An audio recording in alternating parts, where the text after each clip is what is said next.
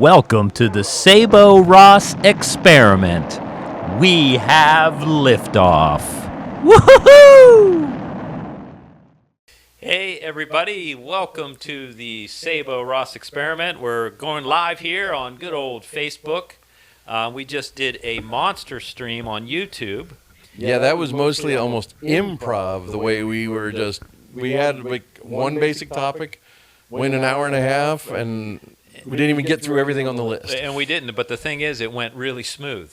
So, as anybody that's been watching us here on Facebook, we've been amateur hour, but not because of just us, but we technicalities. And so let's hope that this is streaming good and you can hear us. And we're gonna got a few topics today. We like talking about movies, as everybody may or may not know. Ross is an encyclopedia for movie history. I'm kind of a living IMDB. Yeah. Matter of fact, Amazon should be paying you. Funnily enough, I was involved with IMDB before Amazon purchased them. Oh, really? So a little bit of trivia. IMDB used to be so much better when it was literally just a database because of the unions, like the DGA and the WGA, there's only so many people that can be credited on a movie because of the union rules. And before Amazon bought it, they had the real credits. So when you looked at movies like Alien 3, David Fincher is credited as director, but director Rennie Harlin took over for him when he quit. And they used to list both names and put in parentheses, Rennie Harlin did pickup scenes.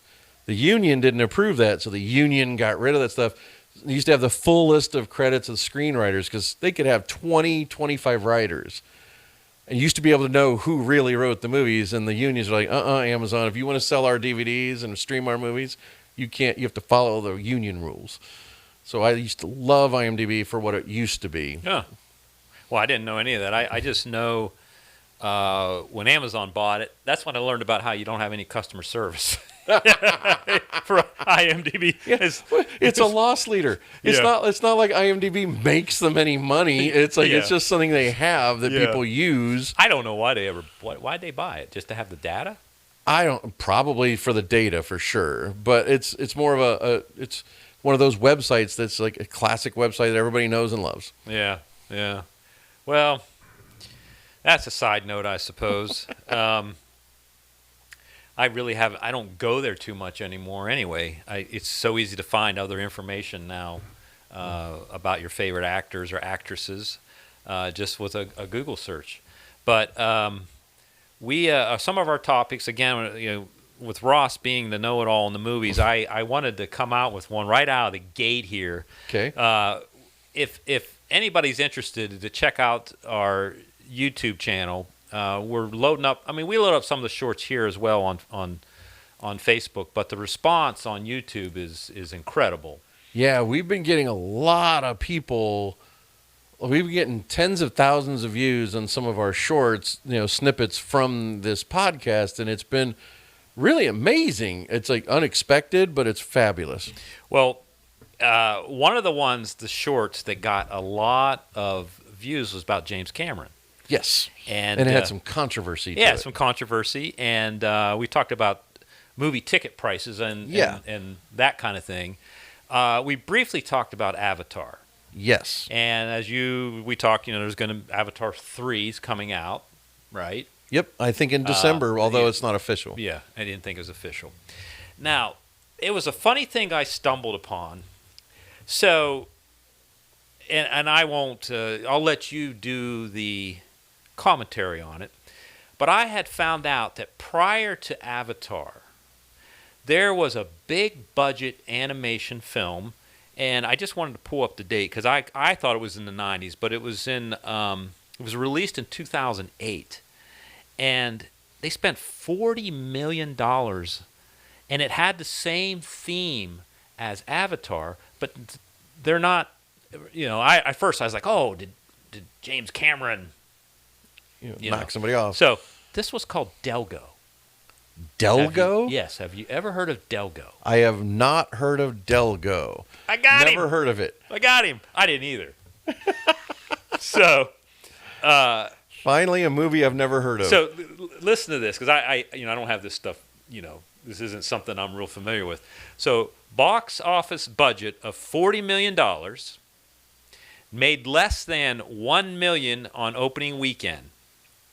Similar to Avatar, it had a similar plot about warring races, nature versus technology, and human-like protagonist helping a native species, all predating Avatar. Well, so here's where I'll say something. So keep going. Well, let me tell you who the actors were, or the voices. Okay. Freddie Prinze Jr., Okay.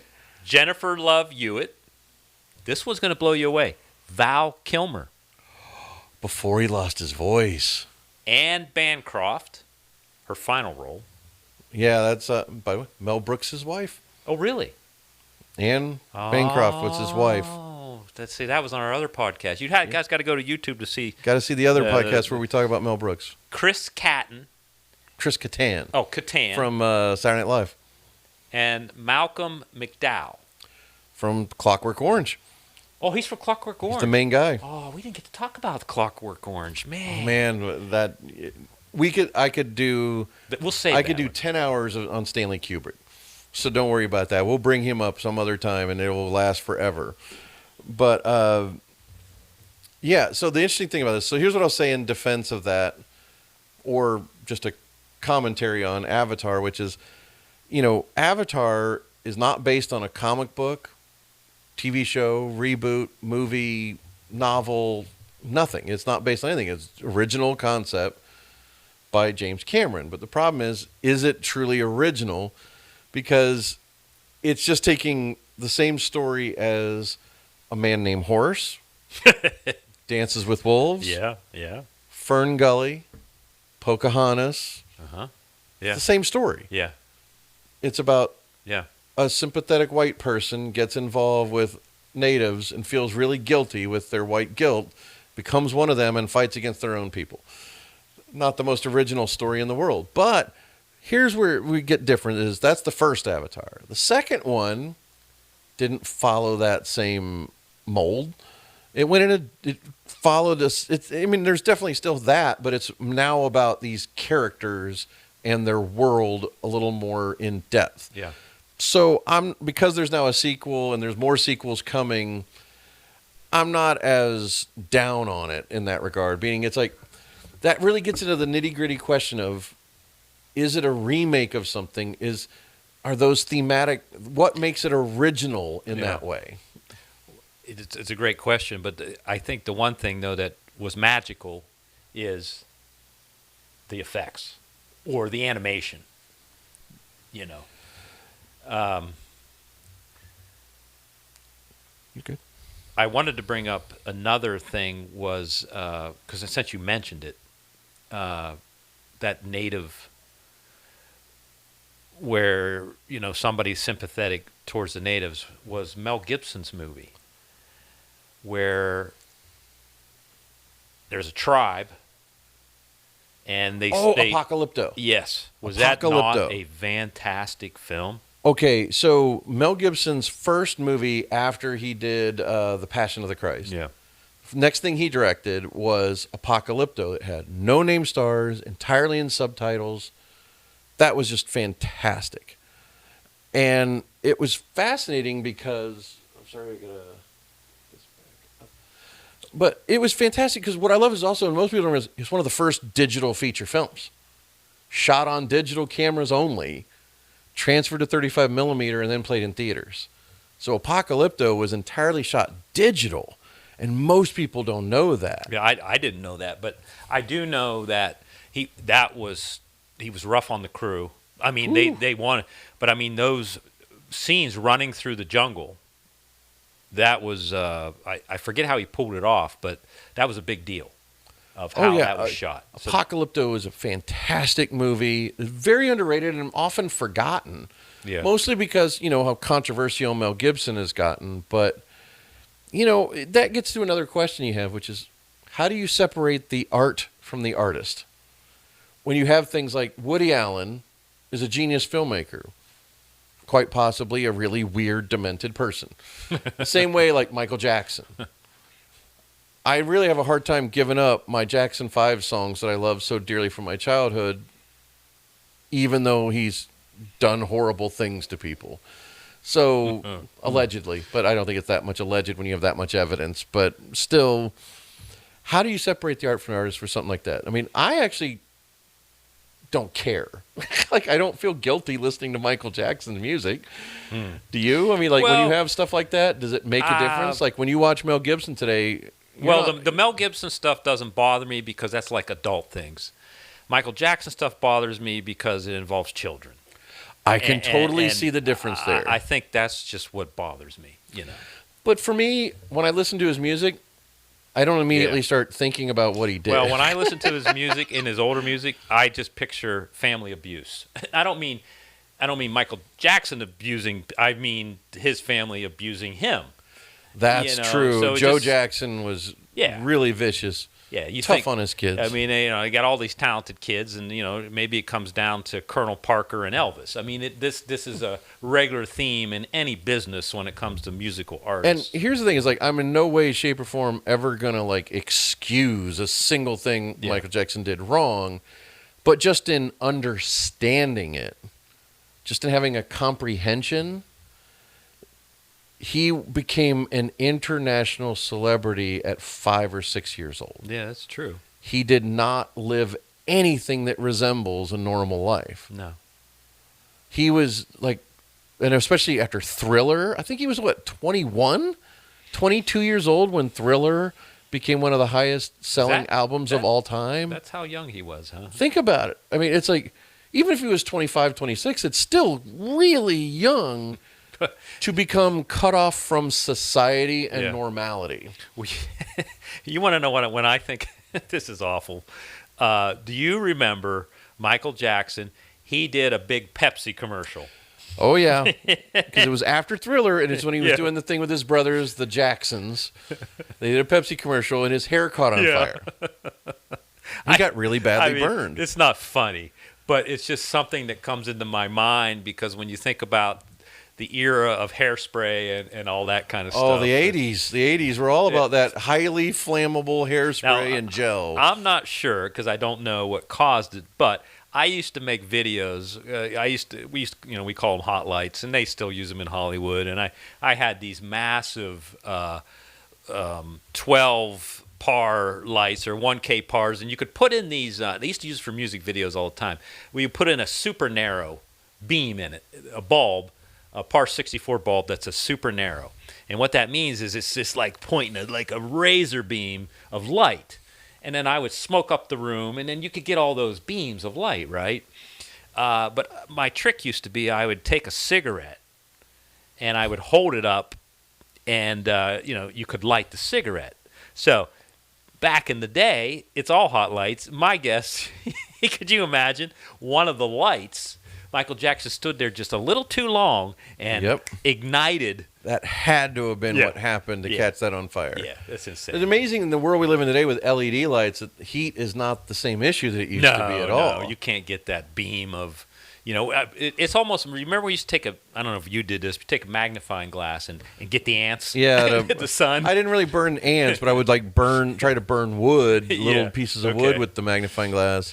Yeah, it's same principle. Same principle for sure. Yeah, you can't do that today with LED lights. No. But I have a story, believe it or not. I actually did a shoot with Michael Jackson. Really? Yes.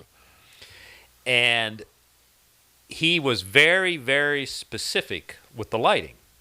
This is when we were still using KinoFlow. So if anybody, a KinoFlow is a fluorescent fixture. Well, it went from hot lights to fluorescents. That was, and I had tons of them, right? Tons of them, KinoFlows. Anyway, it was the first time because I've lit a few other. I did Faye Dunaway. I'm trying to think of one of the musician. You've done George Clinton. Yeah, well, I've done George Parliament Clinton, but I'm talking about artists that had a specific way that they wanted lit. They already knew. So I wasn't coming in and just doing my magic. I was doing their magic. So what we did for what Michael Jackson specifically wanted was sit-down interview. I took all Kino flows all the way around. He had me lay them on the ground, completely like 180 degrees, all on the ground, pointed up to eliminate any. And there's nothing wrong with this. I mean, it's fine. But we didn't have the LEDs that we have today, so it eliminate every possible shadow on his face. Wow, is what that did, because he wanted a certain glow, because he wore the makeup, and he wanted his eyes a certain way and his hair reflected a certain way. I mean, these guys are protecting their brand and their image. Yep. And it was fun. He was very, very quiet, like he really is, soft spoken, and it was just kind of like it was just one of those days. It's like, wow, look, I just worked with Michael Jackson, and I guess another day at work, but I have that memory, Yeah. for forever. But it was the same way. Faye Dunaway was the same way. She was older, same thing. She had the same idea. And then I was trying to think of the magician.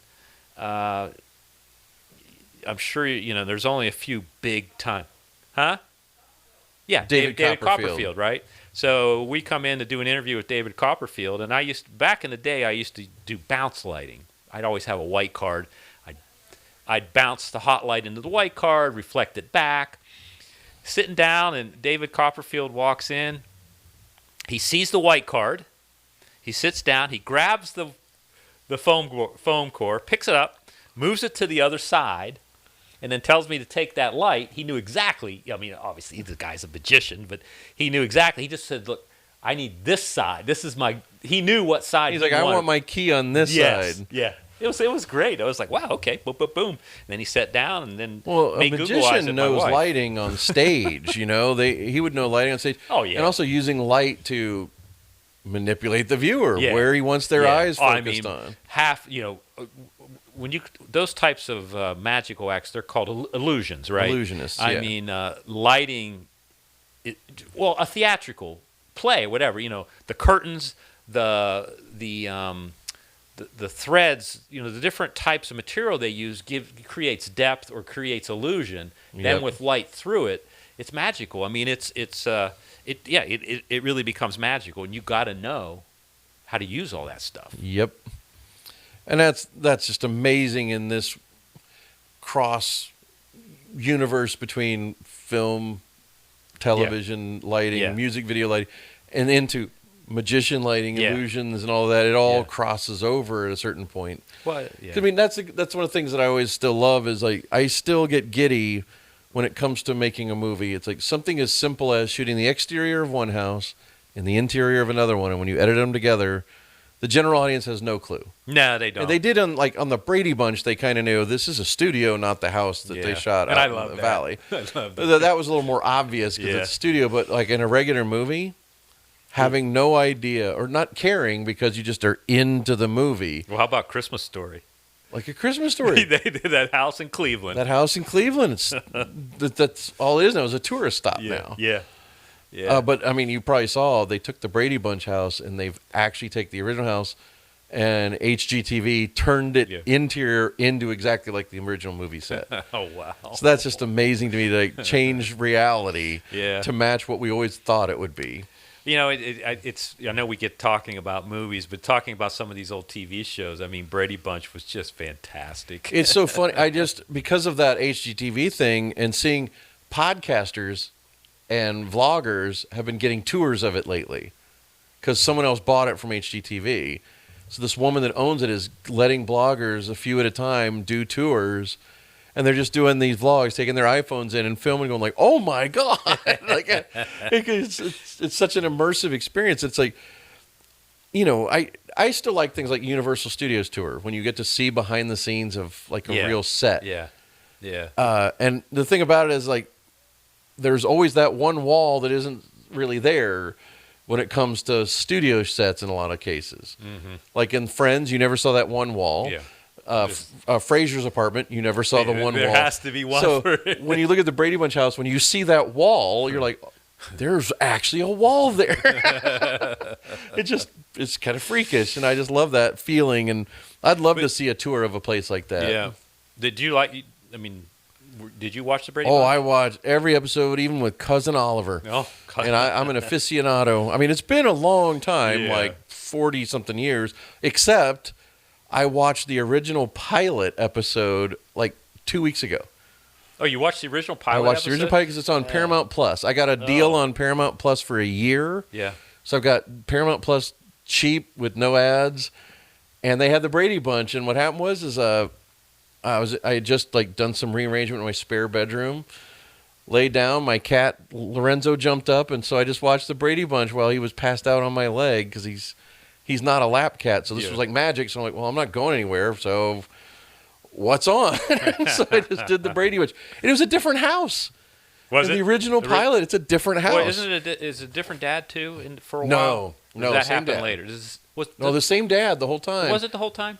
Okay. And, yeah. Well, who changed? I mean, Greg didn't change, did he? No, none of them changed. Alice? Alice was the same.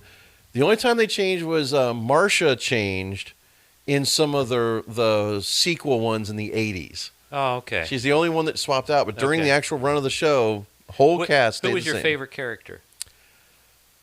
Probably Greg Brady, because I liked it when he was Johnny Bravo. It was like one of the most ridiculously stupid episodes ever made, and I love it dearly. It's just this whole thing about the record deal, and they changed everything, and he's just like... And it's like, these kids had no idea. It's like, this is a record label. This is about money, not integrity. I think I have to go with Marcia. You know, I just Getting the broken nose? well, no, From the just football? overall. Oh, overall just character. because she's pretty. You know, I'm just a young kid, and What blew my mind was when they did the movies, the actress, Christine Taylor, looked exactly like her. It's like, how did you find the same actress at a younger age? Yeah. And she married Ben Stiller. well, she did. The one from the Brady Bunch movies is still married to Ben Stiller today. It's his wife, huh? That's his wife. Huh. Okay, I'm going to take you back further. Okay. Leave It to Beaver. Watched it in the 80s when it made a big comeback. Yeah. It was TBS. WTBS Oh, is that right? was showing repeats of Leave It to Beaver. So Eddie Haskell was like, and I always liked his bigger brother. I Yeah. always liked his big brother. What was his brother's name? I can't believe I forgot off the top of my head. Wally? Wally. Wally was Yeah. always my favorite because Yeah. he was like stuck Yeah. between his Well, idiotic younger yeah. brother. Yeah, he was. And Wally always had he was in that, and then his interaction with his dad all the time. You know, I mean, it was such a real, kind of like real situation, you know. Yeah, It- even though it was a sitcom, it was really funny. Yeah. And it was kind of timeless. Yeah. Didn't matter that it took place in the 50s or 60s. What mattered was these were like real people that talked like people did back then. Especially, like I said, especially Eddie Haskell being like, "Hi, Mrs. Cleaver. It's so lovely." As soon as she leaves, "Hey, man. yeah. You believe your parents are like this?" like that smarmy. And the fact that the parents saw right through him, even no matter how polite he acted, they saw right through him. That was so realistic. Yeah. No, you're right. Now I'm gonna take you back another one. Okay, how about I think this was the title because I liked the show, Ed the Talking Horse. Yeah, I did see that. That was another one. I was much more into Gilligan's Island, I'm trying to think time. but they used to do double features of like in syndication. They would do Ed the Talking Horse and My Favorite Martian. Oh yeah, my favorite. Those two were paired together all the Yes. time. And then in the 80s and 90s, Nick at Night ran those to death. Did they? Ran them to death. My Favorite Martian. I forgot. I love that show, and I can't remember what the It theme starred was. Bill Bixby from The Incredible Hulk and Ray Walston, who played Mr. Hand in Fast Times at Ridgemont High. He was the alien. Oh, he played the. He played the alien, and Or so, I mean, the hand in. Mr. Hand. He played Yeah. the history teacher that Oh was really wow. mean. That's right. He did. Yeah. So yeah. that's how I Yeah. always remembered him was Ray Walston from Yeah. from my age, Mr. Hand. Yeah. That's all we remember is Jeff Spicoli going He's at it with so Mr. good Hand. too. Yeah, he was. You're right. Okay. How about Adam's Family? Definitely, Love I that. preferred Addams Family over the Munsters. Did you? Yeah. Well, And the thing is, that's the other one is like the main the dad was Sean Astin's father, John Astin, from the Addams Family. Yeah. Gomez Addams Yeah, is yeah. played by John Astin, which is Sean Astin's father. and Sean Astin is. From Lord of the Rings and Stranger Things. Sean Wait, Astin. what part does he play in Stranger Things? He was in the second season. He was Bob, the guy who dated the mom. Oh, he was? Yeah, that's Sean Astin. He was in the Goonies. He was the lead in the Goonies. Yeah, okay. And then he did. Sean Astin was in Lord of the Rings as Samwise Gamgee. That's So, oh, same my guy. Goodness. Wow. He also had rarely done Encino Man. Oh boy, I forgot about Encino Man. Encino Man, a terrible, Yeah. awful movie with Yeah. Pauly Shore. Yeah. Oh gosh, Pauly Shore. Well, you threw me because. What do you think of Wednesday?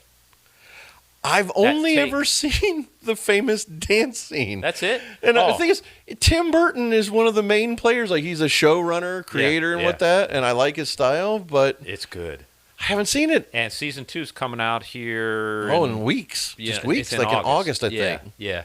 But if you haven't seen it, she's fantastic. Oh, Jenna Ortega. Like, I did Yeah. see Beetlejuice, the second Yeah. one. Yeah. Floored by it. Yeah. Floored by it because Michael Keaton, how the hell he batted that out of the park after like 36 years since he'd played the character Yeah. and managed to find everything about every nuance of that character again. I mean, he did. I can't say I liked The second the one? second one. Yeah. Really? I didn't really like it. And the thing is, I felt like you got cheated with him. He's only in a small amount of the film, really. I liked it because here the thing is, Tim Burton is one of those filmmakers that there's like a first stage and a second stage of his career. And it's so clear, which is when you went from Pee-wee's Big Adventure, that was not really his, that was Pee-wee's movie, but you could feel a lot of him in it. But when he did Beetlejuice and even Batman, but especially Batman Returns and Edward Scissorhands, Yeah. and he didn't direct it, but he was a producer and main creative on Nightmare Before Christmas. All of those movies had a very thematic look. And there's something that got lost there. It turns out one of the production designers had passed away. And it changed the look of all of his stuff. Wait, starting when? Right after Edward Scissorhands, Batman Yeah. Returns. The look There's changed. basically, there was a look that changed. Yeah. So basically, everything after like 1995 or 96 has a more realistic Gothic look in terms of like, he had this very specific image to his designs, and it radically changed. Like Big Fish was the first movie I remember that didn't look like his previous movies at all. Legend of Sleepy Hollow didn't look like his previous movies. No, it didn't. And everything in his movies has changed. What was the big musical with Johnny Depp? Demon Street, Barber. What's the one he did? What's that one called? It's a famous musical, theater musical that he ended up directing. And again, great he's done great films, but they're not the same. They don't look the same. Even the Invasion from Mars one, it's like the character of the aliens looked like that old style, but everything else didn't. Yeah. And so everything about his style has changed. And it's not necessarily, I'm not saying it's better or worse. I can only say that I prefer that original Tim Burton design. Yeah. Well, maybe, budgets, time. I think it had to do with that one production designer. But And also, people change. Yeah. True. Filmmakers' styles evolve, and his definitely changed. All right, I'm going to take you back. I had it and I lost it. So I'll go with this one. I'll just go with this one. So Bewitched. I watched that. That's the one where I think you were thinking of where the Darrens, the husband changed with no explanation, just different actor. And it's like, what? And what's her name? Jenna or Oh, I can't remember her name, but she's beautiful. You see how busy she is today? No. Oh, she's very active still in Hollywood. And she looks fantastic. And she'll talk to you, she'll be at lunch somewhere, but she keeps herself top notch. I think she might be 92. Oh, yeah. Easily. Eden. Barbara Eden? Barbara Eden. Yep. That's her name. So that's great. That's great to see. Bewitched, I watched that. As another one of those like Nick at Night ones that was on all the time, and I watched that. I mean, I watched that I think in the 70s in syndication. Well, what I loved about the original Darren, when we go to J.R. Ewing, Yep. In Well, that's I Dream of Jeannie. oh, that's I Dream of Jeannie. Sorry, got it mixed up. I was going to go to I Dream of Jeannie. Wait a minute. Barbara Eden is in I Dream of Jeannie. I'm getting them mixed You're up. getting them mixed Sorry. up. The lady that played Bewitched, I don't know if she's still. I don't think she's still with us. Sorry. But she might be. But Sorry. Barbara Eden is from I Dream of Yes. Jeannie, and she's super nice and all over the place. That's what I'm talking about. And yeah, she was with the guy who played JR. Just passed away a few years ago, like 3 or 4 years ago. Liver. Yeah, and because he did the reboot of Dallas. Yeah. And he was playing JR again. Yeah. Now, do you remember that from the 80s? The enormity of who shot JR. Yeah. Oh, do I ever? So I was in college during while that show was running, and I mean everybody would stop what they were doing to go watch Dallas. That was the name of the show. Yeah. But yeah, it was a nighttime. Yeah, I mean, it's a soap opera. It's a soap opera, but it was at nighttime Yeah. once a week. Yeah. And they did some interesting stuff. The big thing about it is back in that day, in today's world, you have streaming of, you have streaming of unlimited channels. You then have live streaming unlimited channels with commercials. Then you still have cable TV. And then now broadcast TV has all those sub channels of 10.1, Yeah, 10.2, 10.4 to 6 to 8, 9. And they don't know what to do with them, so they're running. But back when that show was on, Yeah. you had 3 channels. Oh, I see what you mean. Yeah. We didn't have choice. Yeah. Yeah. VHS They had a captive was barely audience. starting to be a thing. Yeah. So you couldn't watch what you wanted when you wanted unless you paid to go to a movie theater. Well, here's the thing, though. Remember, at that same time, I was just thinking about this for some strange reason. Well, when I was in college, and my grandmother gave me probably a 13-inch color TV, which was fantastic. So we're talking in the 80s. Well, MTV. We spent all of our time between classes, all gathered around a 13-inch TV, watching music videos, waiting, for, So here's something funny I can tell you that most people don't realize about MTV. An analysis of what happened to MTV. Because you remember by the end, MTV started, I think, in 81 or 82? I think 82. Yeah, I mean, Or maybe it was 81 because the first video ever is Video Killed the Radio Star by the Buggles. And the funny thing about it is, do you know who the keyboard player in the video and on the song is? Hans Zimmer, who does all those film scores now, like Dark Knight Yeah, Rises. I know who Hans Zimmer is. He's in the video and played keyboards on that song originally. Tell me the song again. Video Killed the Radio Star. You're telling me that was the first video on MTV? First video to ever play on MTV. What genre was that? Pop synth music. You've never heard? Can you imagine seeing that video? Killed the radio star. Oh, man. Video killed. That's the song. That was the first video that ever played. And Hans Zimmer's in it. And everybody kind of skips over the fact, wait, that's Hans Zimmer. And he had hair. It's like it's a twofer. Hans Zimmer is this crazy German composer now. And he's insane. He played Coachella with an orchestra, doing all of his hits from movies. Yeah, really? Yeah. He'd have to have an orchestra for that. Yeah, he did orchestra with a full choir, and he does all these hit songs from all of his film scores. And it went over really well because everybody knows the songs from Gladiator, Pirates of the Caribbean. Yeah. Take a minute, this is probably a game. Everybody that hears it does it. I know every one of these songs. I don't know where. It's from a movie. But funny thing is, going back to MTV, so by the end of the 80s, especially the early 90s, probably about 92, 93, the biggest complaint was MTV doesn't show music videos anymore. Oh, that was my biggest. It became reality TV shows. Do you know why? Do you understand business-wise why? Because in order for the channel to make money, they had to air commercials. Yeah. And when they only showed music videos 24 hours a day, people would flip to MTV when other shows had a commercial. Oh, wow. And they weren't watching the ads on MTV. So the advertisers were pissed and you need some structure. So they started doing, first they did Remote Control, the 30-minute game show.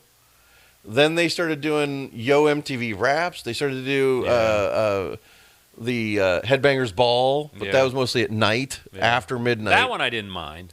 But it was still all music videos. They just had, it was more now programmed. The other thing about it is, what was another source of free advertising at the time that doesn't exist today?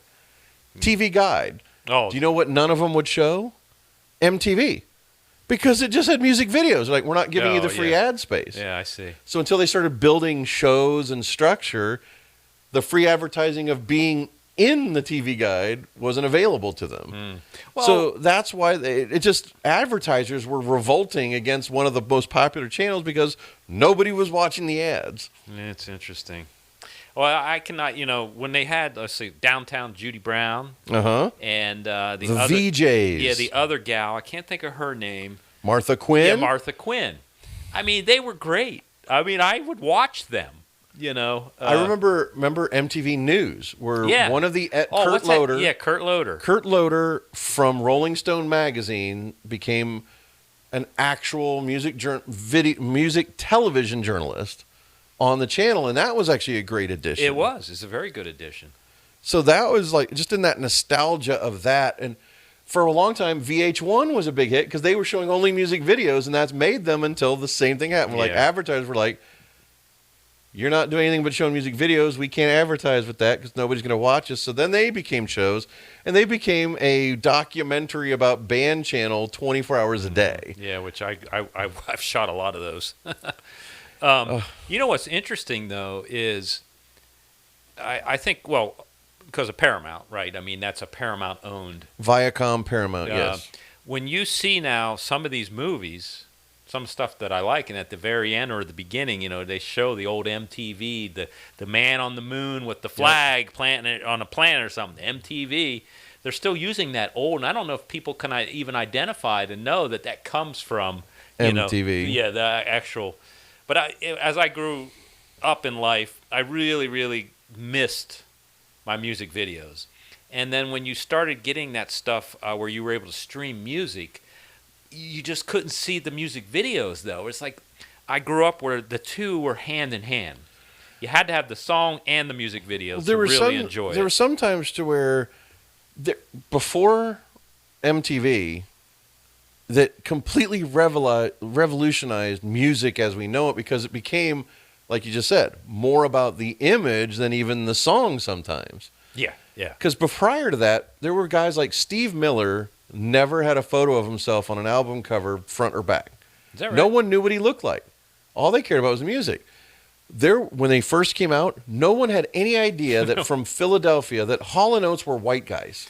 Is that right? No one knew that until MTV, and suddenly like, these are white guys doing this soul music. Like there was shock, and so there was a lot of stuff like Ugly People could be huge hits before MTV.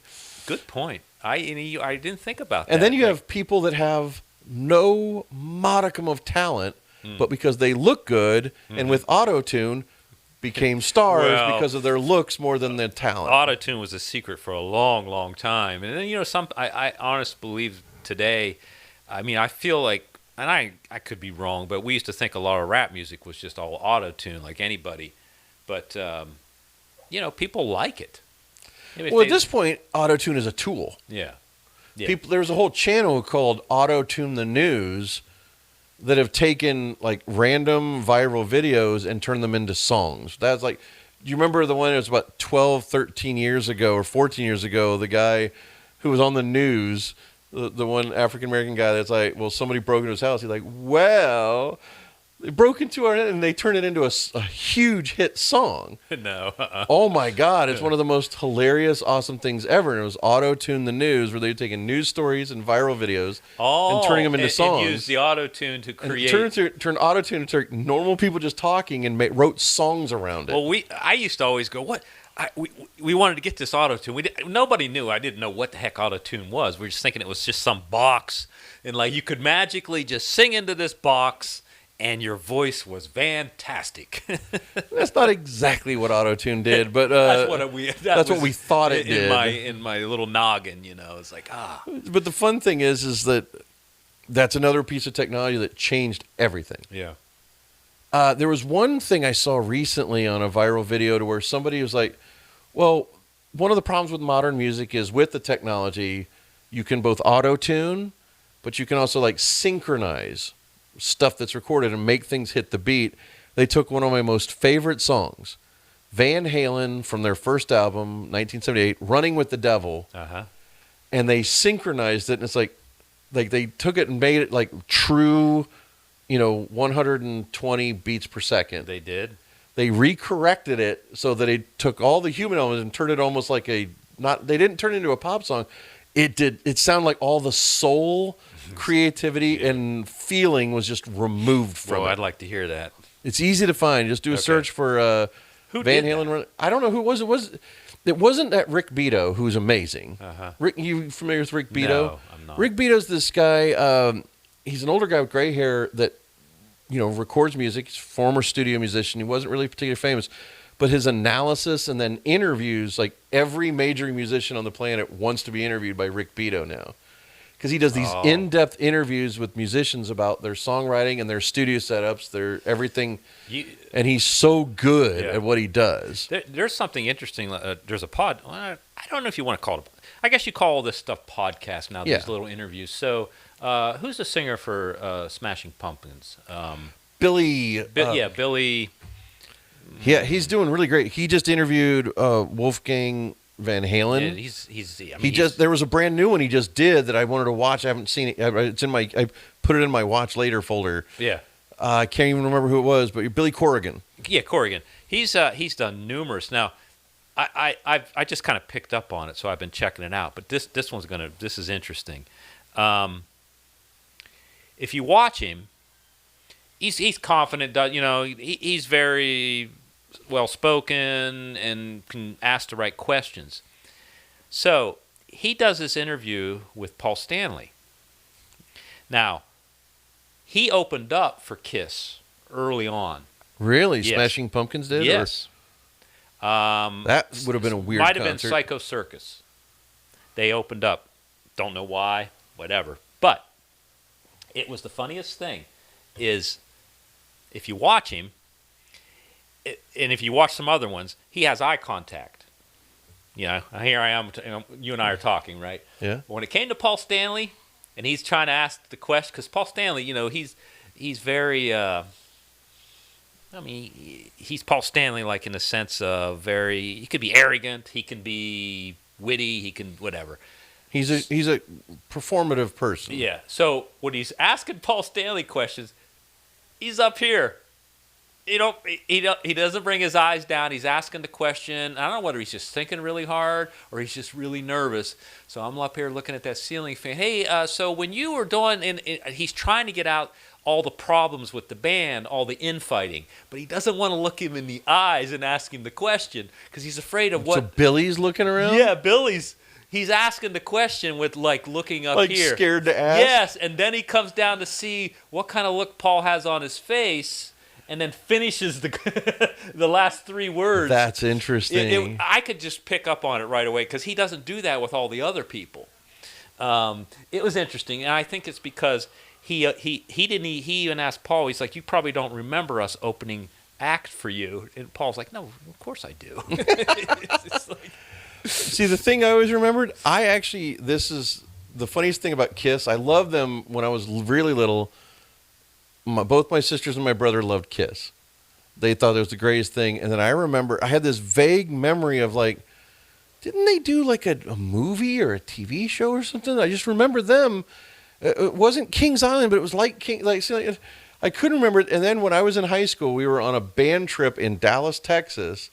We went to this Galleria 7-story mall, and in the Music Land store, they had a VHS called Kiss. Yeah. Kiss Meets the Phantom of the Park. And I bought it and made everybody watch it on the Greyhound back, and it was so bad and funny. It was produced by Hanna-Barbera. It was? And it's like a live-action Scooby-Doo, but with Kiss. Oh. But it's animation, though, right? No, it's real. It's real. They actually did this.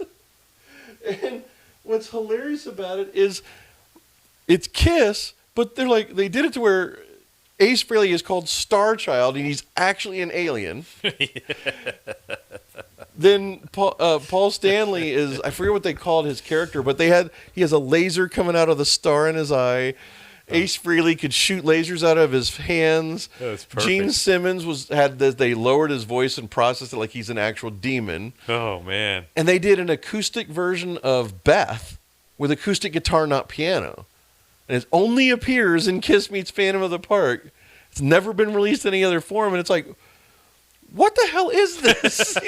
And they were performing for weeks at this amusement park, and they get replaced by androids of themselves that they later destroy in a fight at the end when they get away from the evil scientist. They laugh about this all the time when they're asked about Kiss Meets Phantom of the Park. That's funny. So did you want to ask about my friend that I have waiting in the queue? Oh, yeah. So let's move on to ChatGPT. So there's a couple things that, I like talking about the technology and everything that's going on. And both Ross and I use ChatGPT. And there was a big announcement today. And other companies are already trying to offer this for a fee. And so it's your own personal chatbot, personal assistant chatbot. So what do you mean by chatbot in that context? Well, in the sense that ChatGPT is a chatbot. Yeah. Right. Now it's also more like an app on your phone, not a device itself. Well, it's also now your personal assistant through the same platform. Okay. So what they've done, and they just announced it today, and it's integrated, but it's not 100% perfect. But, for example, I've heard of this. You can, if you want to build this, you can do it, but you got to know code or anything like that. So now you want to book the best trip. Okay, you got a trip maybe coming up to LA. Okay. And you need to you got some dates, you need to find the best flight prices, you need all that information. Well, now you just go ahead, go to ChatGPT and talk to it. And it'll be tied to Expedia. Remember all the different sites that offer you all the discounts? Yeah. Well, it's going to take care of all that. And then if you say, look, I like to have a window seat, throw that in there so that it'll also narrow it down to every flight times to get that window seat. And then it can book it for you. So it's beyond that. That's just an example. It can shop for you now, like how Amazon wants to do for you. So they're really trying to turn it into your own personal assistant. So if you want to see what she has to say about that, I don't know if she's with us. Let's bring her up. So first things first, I got to turn her audio on. But it was a big deal. And the other thing that I found out, and I didn't even know this existed, and I don't think you do either, you can get plugins for ChatGPT. There are several plugins that integrate, some are approved by ChatGPT, and if there's something specific that you do, you know how it has like 40 or whatever version that it's using? Mm-hmm. Well, it'll change to the version of the other software that you're working. So, for example, Canva that I use to make photos and things, there is a plugin for ChatGPT to go directly to Canva without me have to sign out and go to Canva or, open up a new window. So it's really becoming an integrated system. It still isn't to the point where, I usually use it I don't use it on my phone as much, but now you'd like to talk to it. Oh yeah. So it's going to have a much more than just being an answer machine. It's going to be really like your secretary. So Chat, I wanted to see if you could talk to us about what are your abilities if I wanted to book a flight to Los Angeles in September. Can you help me with that? I can definitely help you figure out details like flight options, prices, and the best times to travel. I can look up all that information for you and help you compare different airlines and schedules. While I can't book the flight directly for you, I can definitely guide you through the process and make it super easy. So what was the big announcement today then in regards to your new offering? This is it, right? This is your... I'm trying to think of what you called it. What are you calling yourself, this new offering? Can you answer that? Well, I'm here as ChatGPT, and I think the idea is to be as helpful and interactive as possible. If there's anything new, it's probably just that I'm always evolving to get better at assisting you and making things more convenient. So basically, I'm just here to help in whatever way I can. Right. So you're now a personal assistant. That's was the news today on the release. Yeah, would you consider yourself more of a personal assistant? Is that what your best function is, you believe? I definitely think being a personal assistant is a big part of what I do. I'm here to help out with information, planning, answering questions, and just making life a bit easier for you. So yeah, I'd say that's one of my best functions. Yeah, so Sam Altman called it a new level of capability for AI systems. Does that ring a bell? It definitely does. It's all about expanding what AI can do and making it more helpful and intuitive. So hopefully that means I can assist you even better and just make things a lot smoother in general. Yeah, I've only been using ChatGPT properly for a couple months now, and I have found that what you've done for me is so helpful in terms of organization. Like, one of the things I'm not good at is writing, like inventing a title for a video or writing a summary for the YouTube description and stuff like that, and that's where you seem to have excelled the most. Kind of, why do you feel like ChatGPT in specific is so good at that kind of summary? I'm really glad to hear it's been helpful. I think what makes ChatGPT good at summarizing and coming up with titles is just the way it's trained on a lot of different types of content. So it can pick up on patterns and figure out what sounds catchy or what makes a good summary. It's all about trying to make your life a bit easier and more organized. Hey, so I got a question. What do you think about Grok 4?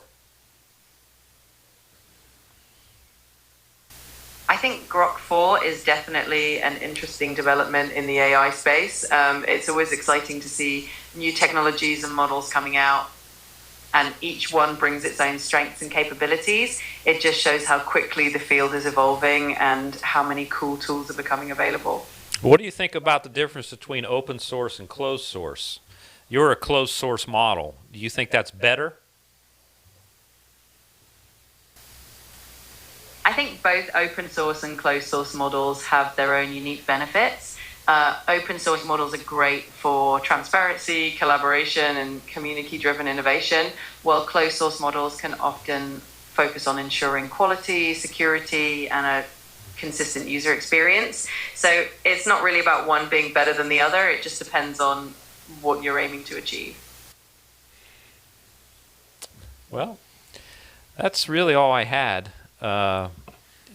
I think that... No problem at all. It was great chatting with you and helping out. If you ever need anything else, just let me know. Have a great time with your podcast, and I'll be here whenever you need me. Very good. So Honestly, that's a little scary. yeah. It's a little scary how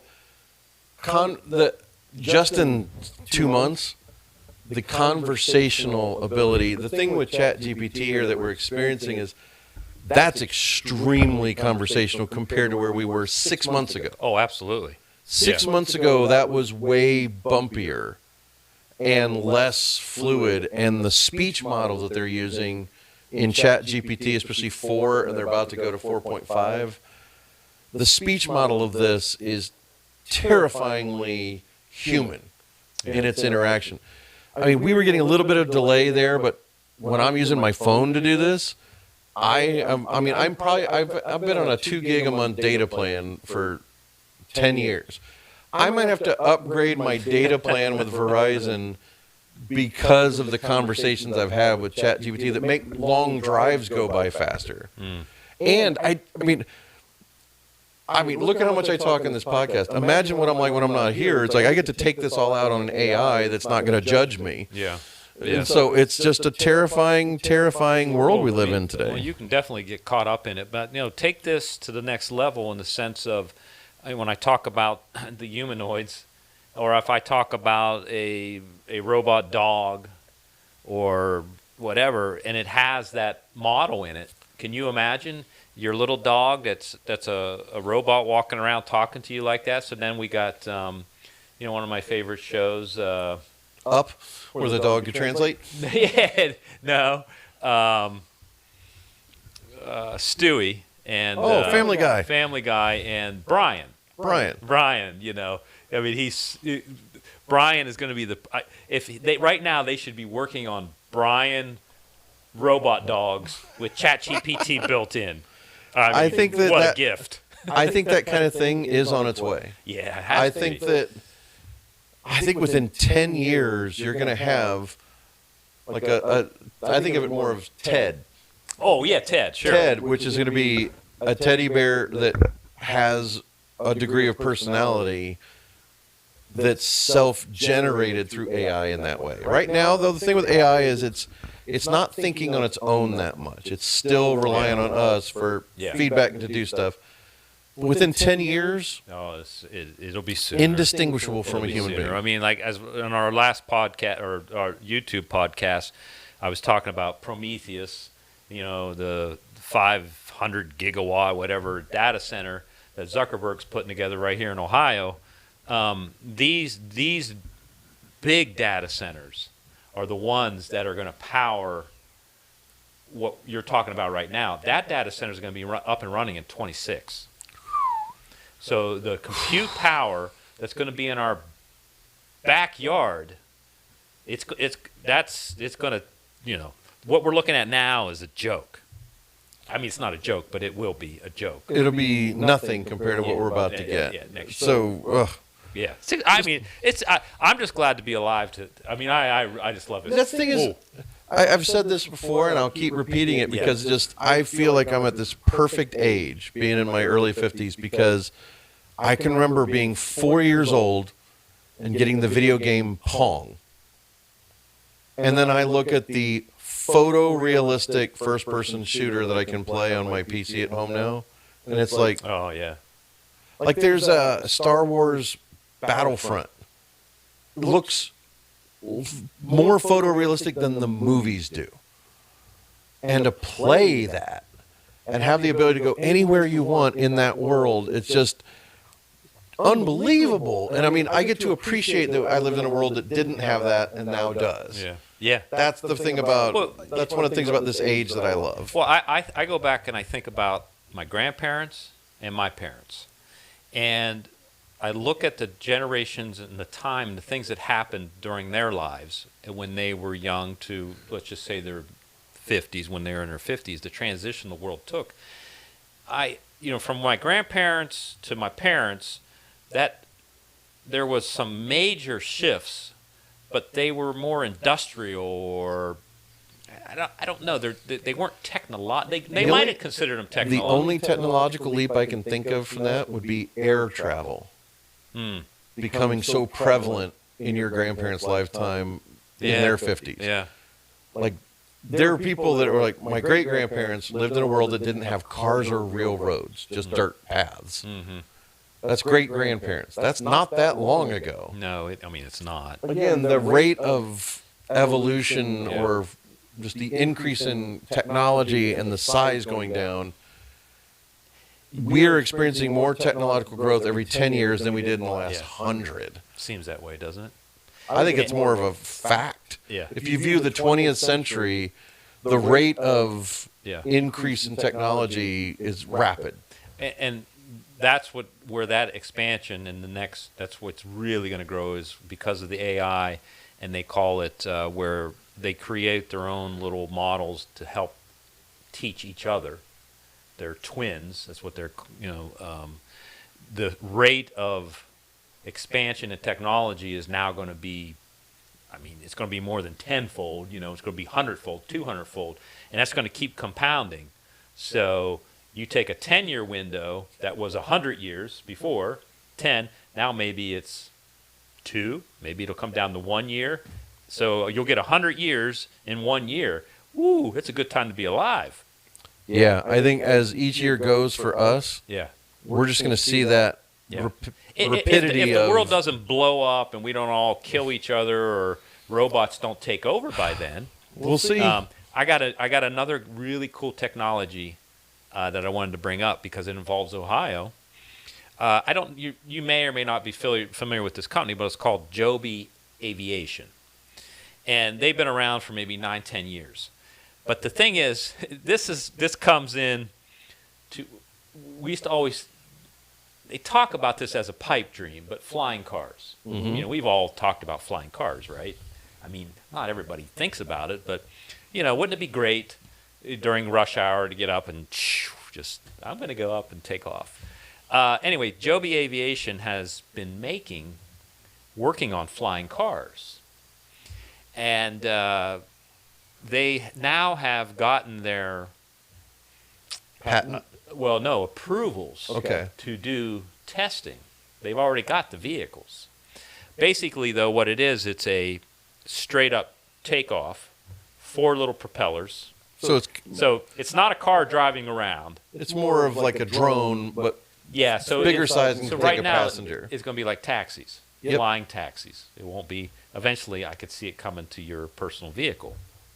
But they're testing it overseas where they're able to get away with it, like in Saudi Arabia or whatever. They have 2 manufacturing facilities. They just expanded. Guess where they decided to go? Where? Dayton, Ohio. Right near Wright-Patterson Air Force Base. The birthplace of aviation. Of aviation because of the Yes. Wright brothers. Of course, there's a couple other states that can Well, test that. I know that, like North Carolina or somebody like that. Everybody wants to fight over that one.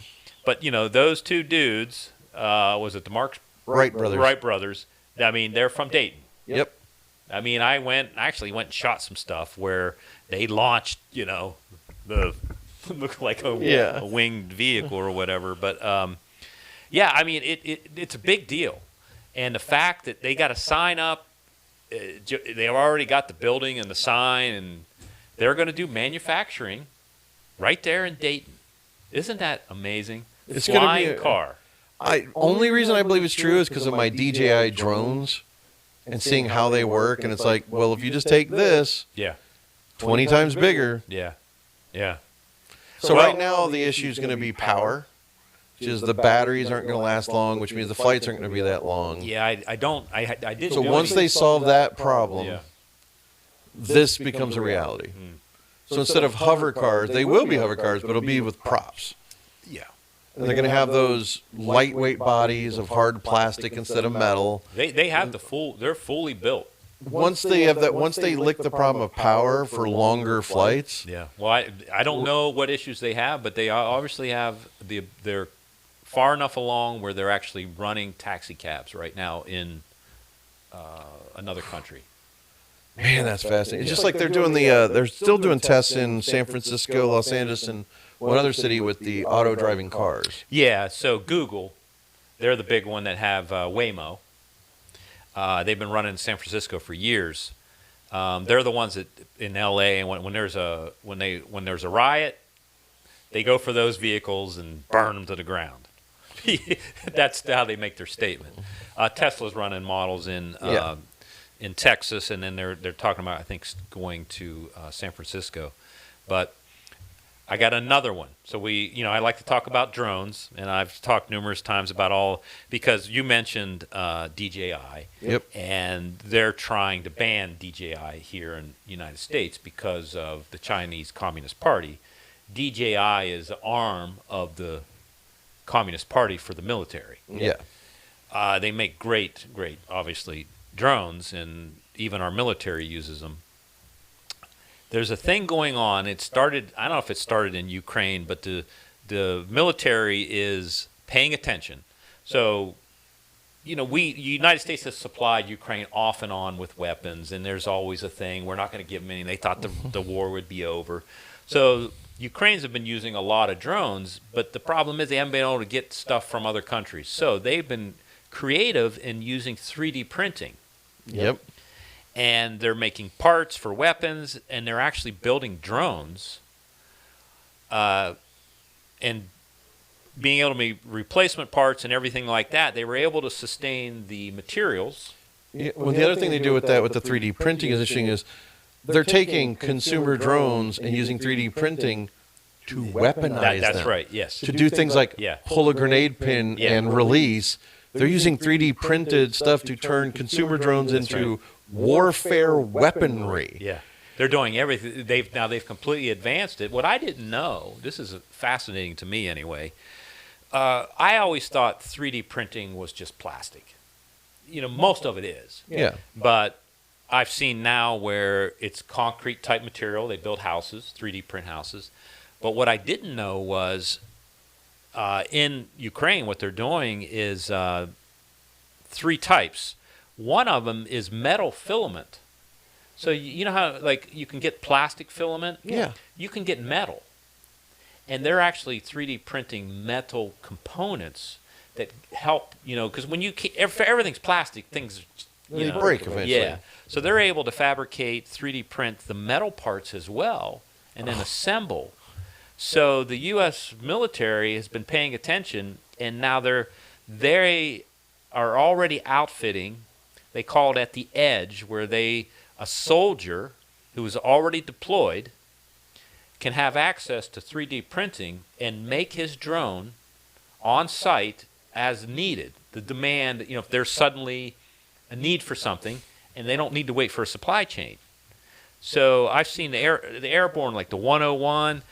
It's ridiculous. And some of the planes I've seen small 3D printers strapped into the seats, running, making military stuff while the plane's flying to the deployment. Because everything in my life relates to movies.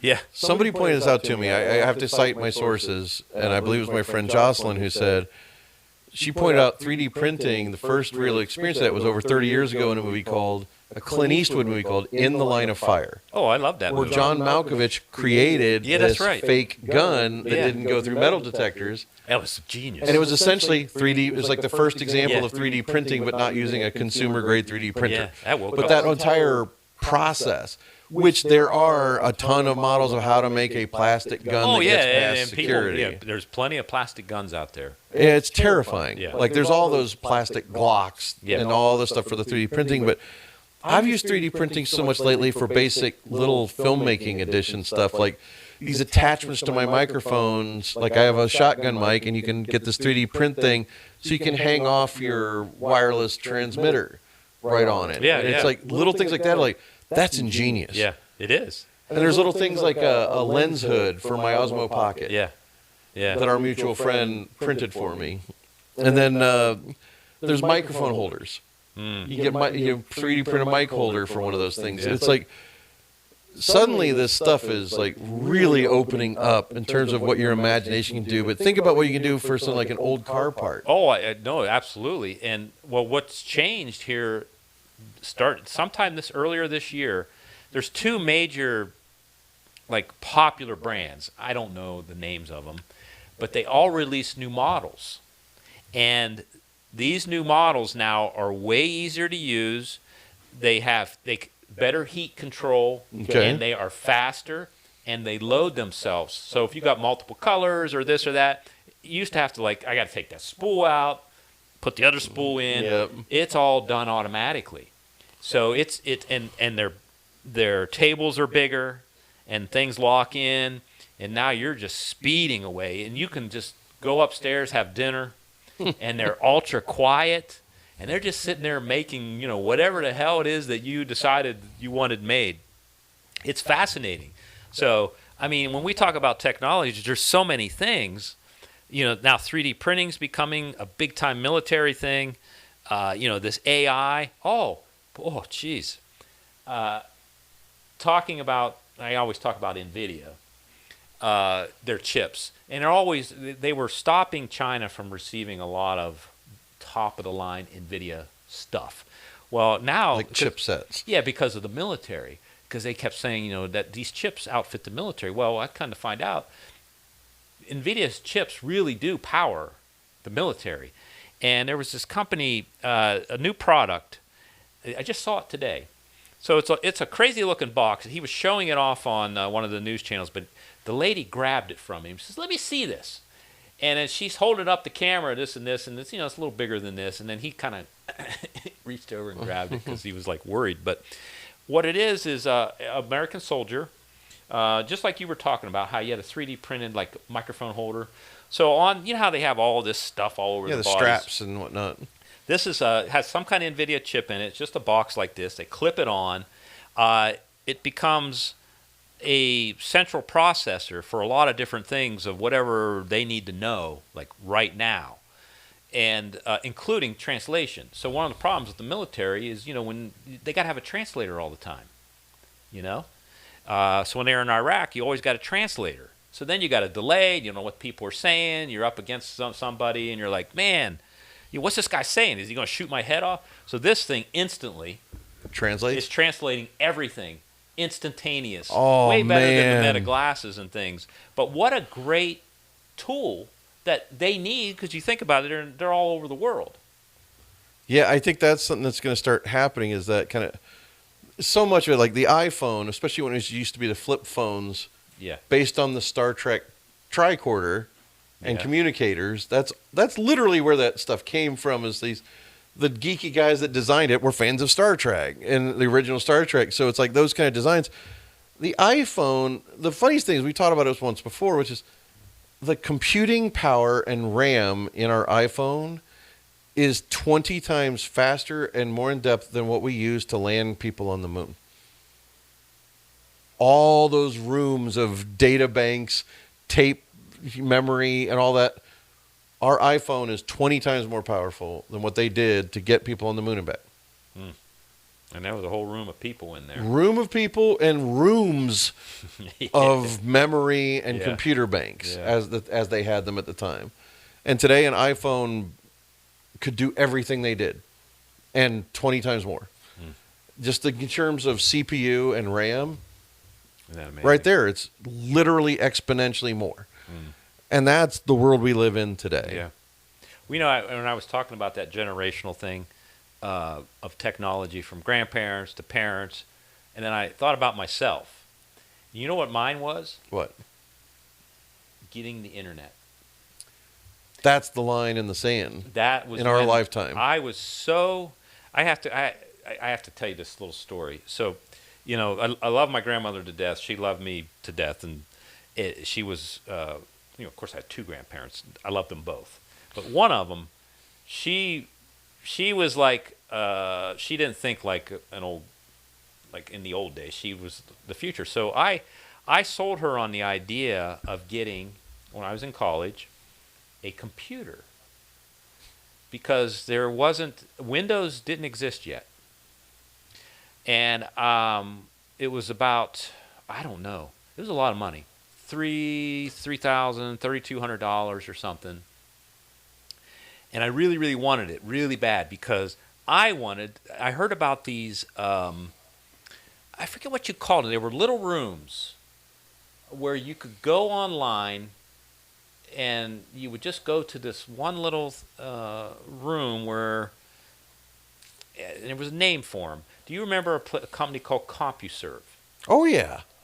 So CompuServe here in Ohio, one of the very first ever places that you could sign online through a modem and go to a place where you could gather information. And I can't think of the name of what the heck these little places that they had were called. Almost Internet Cafe? Yeah, no. They had a different name for it. But that's kind of, I guess, what it would be. And so I tracked down this, and I don't know if you've ever heard of these or not, and I kept it for years and years, and I'm really disappointed I got rid of it. It's called a K-Pro. K-Pro was one of the very first computers made for personal consumption, and it was not on a Windows platform. This is before Microsoft dude, Bill Gates, had the market in the operating system. So I can't remember what the operating system was, but I was down in Athens at OU. This K-Pro was this big metal box, and the keyboard would fold up on it, and then you'd carry it around. So it was portable. Yeah. Like a laptop, but it was full, not a laptop. No. And then the screen built in, about this big, all green. You remember how the original computer screens were all green? Oh, yeah. And like this MS-DOS kind of thing, See, in a very similar way, what I remember is my mom, one of her only jobs in her lifetime was she worked part-time as a tutor, and she was able to sign out from the library one of the 3 TRS 80s. Oh yeah, TRS the 80s. Trash 80, as we used to call now, it. this is before those came out. Because that was one where it was a giant CRT monitor with only black and green. And it had, if you were lucky, you got one of the ones that had 2 floppy disk drives. Oh, the floppies. The 5 and 1/4 inch. Yeah. And what we did is we had a really bad version of Defender on a floppy disk that somebody wrote the code and we had it on floppy, and you just copy. When you had the 2, you could copy one floppy the other, and there was no copy protection. So somebody made this game for the TRS 80, and it got copied upon copied upon copied and passed around the globe. And so what happened is, like, if my mom signed it out, everybody came over that weekend because we had it in the basement on a card table. And instead of going to the arcade, we played Defender, a ripoff of Defender on this TRS 80. Everybody took turns. You didn't have to spend any quarters. Oh. And that was like, and it was like, not just me and my friends, my sister's friends, my brother's friends, everybody came over all weekend because my mom worked at the school and could sign out one of the computers. So when you had your library time, instead of reading a book, we were playing video games for free off of these floppy disks. And the graphics were so horrible and ridiculously stupid. It was only one step up from Pong. Yeah. That's how bad these graphics were. But you were playing video games without spending quarters. That's exciting. Yeah. Yeah. It's like this was it. So our house became super popular that school year. It was my 6th grade, my last year in Wadsworth, Ohio. And it's just, and to see that compared to what we see today, on what I can do with my phone, the fact that I can use this laptop to live stream this, edit video, do motion graphics. No, there it goes. And it's just been absolutely amazing to live through this era. Yeah. Well, I want to finish my go ahead. I just want to mention the TRS 80. No, this is great because this is me. Okay, so we're still using typewriters when I was in college, and I was not a very good typist. So my girlfriend, which is now my wife, she knew how to type. But this is going on at the same time. So I get my grandmother, we get this K-Pro. And I bring it to OU, and we got this back room, and none of the guys knew what the hell it was, right?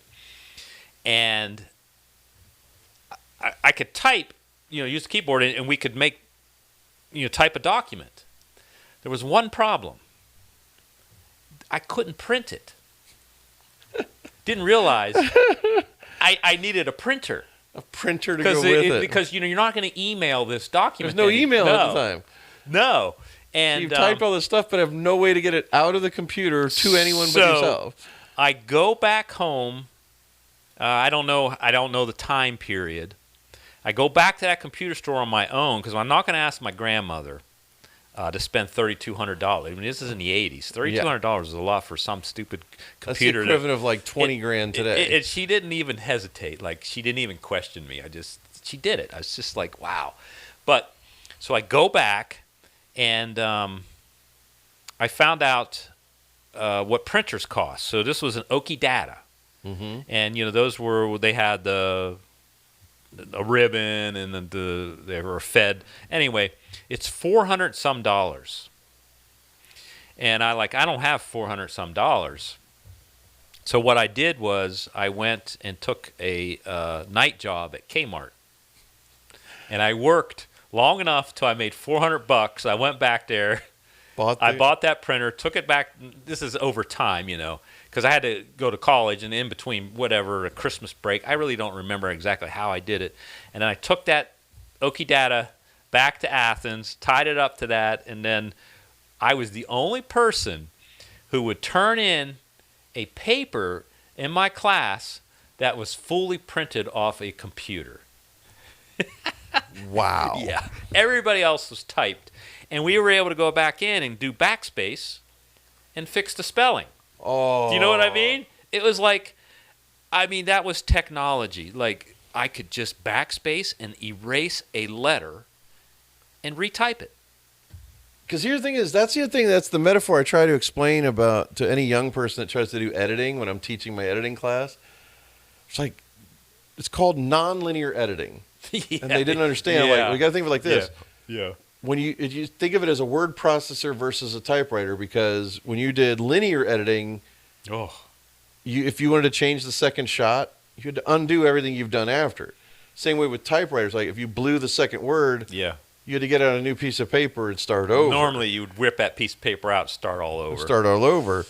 Because you can't white out the whole page. No. You might as well just start over. Same thing with linear editing when you're going tape to tape or cutting physical film. Yeah. If you want to go backwards, it's a lot of manual labor as opposed to computer-based nonlinear editing and word processor. It's a different world. Oh, it is. It is. But that's what's so fun. I mean, I know I'm reminiscing in technology, but should we wrap it up? I think we should wrap up right. about now. Well, that was fun. That was a history lane. That was a great reminiscing about all kinds of stuff with technology, with tying it to new stuff and everything else. Yeah. I loved talking to ChatGPT anyway, but bringing her in as an interview subject was. Yeah. I'd never even thought to do that till right before we sat down and you said, let's do this. I'm like, let's do it. Yeah. And it turned out pretty interesting. It did. Yeah. So there you have it. All right, everybody. I want to thank you for tuning in. And this has been a really fun episode this week. And we're going to keep going. Next week, we have some surprises and some fun new stuff we're going to talk about. Oh, yeah. And make sure that please look up the YouTube channel, Saber Ross Experiment on YouTube, and watch for our shorts. And, we're trying. So we appreciate anybody that's watching. Thank you. And we'll see you next time.